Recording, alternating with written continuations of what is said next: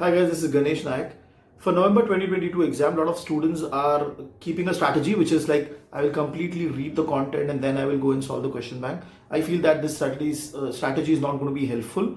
Okay, there are few reasons for it. First, suppose you took a lot of time only for reading and you did not solve the question bank, so you are not sure whether your understanding which you have got while reading is correct or not. So you will not be able to come to know that. Second is that if you keep on deferring your solving of the question bank, you might end up in a situation where out of 60 chapters, suppose for the exam you're only able to solve say around 30 or 40 questions only. That might not give you the amount of confidence to go for the exam.